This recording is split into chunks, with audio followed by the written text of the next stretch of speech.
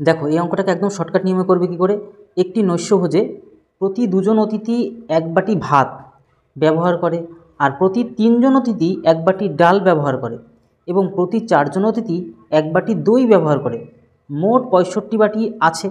তাহলে ভোজে উপস্থিত অতিথির সংখ্যা কত? তাহলে ভোজের টোটাল যে অতিথি সেটা এই আমাদের এখান থেকে কোনটা হবে।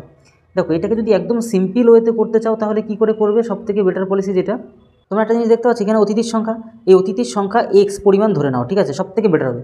দেখো একদম সিম্পল ওয়েতে জিনিসটা আমি তুলে দিচ্ছি তোমাদেরকে। তাহলে টোটাল হচ্ছে কি এক্স পরিমাণ।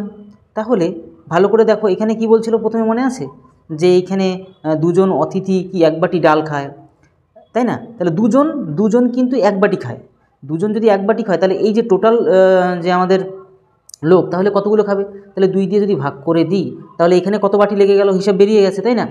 তারপরে দেখো ওই এক্স পরিমাণ লোকই কী করছে বলো তো, আবারও বলছে না প্রতি তিনজন অতিথি এক বাটি ডাল খায়। তাহলে তিনজনে যদি এক বাটি করে খায় তাহলে এই টোটাল ব্যক্তিরা তাহলে কতগুলো খায় সেটাও আমরা কী করে দিলাম, প্লাস করে দিলাম।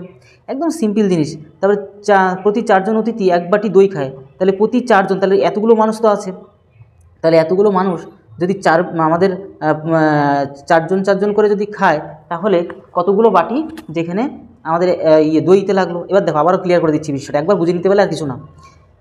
দুজন করে ব্যক্তি, তাই না, দুজন ব্যক্তি এক বাটি করে খায়, তাহলে এতগুলো লোক তাহলে কতগুলো বাটি, মানে যেটা কিনা ভাত খাবে, মানে এই যে লোকগুলো কতগুলি বাটি ভাত খাচ্ছে, তারপরে কতগুলো বাটি ডাল খাচ্ছে, তারপরে কতগুলো বাটি দই খাচ্ছে, এমন করে ইকুয়াল ভ্যালু কত আমাদের কিন্তু 65 বাটি। তাহলে এখানে ভাতের বাটির সংখ্যা বেরোচ্ছে, এখানে ডালের বাটির সংখ্যা বেরোচ্ছে, এখানে দইয়ের বাটির সংখ্যা বেরোচ্ছে। মোট যে বাটি সেটা হচ্ছে কত, মোট 65 বাটি আমাদের কিন্তু বেরিয়ে যাচ্ছে। তাহলে কত, 65 বেরিয়ে গেল। এবার বুঝতেই পারছো লসাগু যারা এমনি সিম্পলভাবে করতে পারবে তাদের তো কোনো ব্যাপারই না। তো এখানে আমাদের 6x, তারপরে এটা হচ্ছে 4x, তারপর এটা হচ্ছে আমাদের কত 3x, তাই না, 3x, 3 4 12, আর এদিকে 65 তো আমাদের থাকছে। তাহলে উপরে সব কটা যোগ করলে আমাদের কত আসবে, 13x আসছে। তাহলে 13x আর নিচে তো 12 আছেই, ইকুয়াল টু 65। তো এই যে এইবার সিম্পল জিনিসটা তো বুঝতে পারছো, 13 দিয়ে 65 গেলে 5 13 কত 65, আর এটা তো জানো যে কোনাকুনি কী হয়, গুণ হয়, তাহলে 5 12 কত 60, তাহলে এক্সের ভ্যালু কত বেরিয়ে পড়লো, এক্সের ভ্যালু 60 বেরিয়ে পড়লো। তাহলে আমাদের কোথায় অপশান দেখো, এই অপশানটা আমাদের সঠিক আনসার। তোমরা কারা বুঝতে পারলে অবশ্যই কমেন্ট বক্সে কমেন্ট জানাতে পারো, আর ভিডিওটি তোমাদের কেমন লাগলো সেটাও জানতে পারো, আর যদি পারো বন্ধুদের কাছে ভিডিওটি শেয়ারও করতে পারো।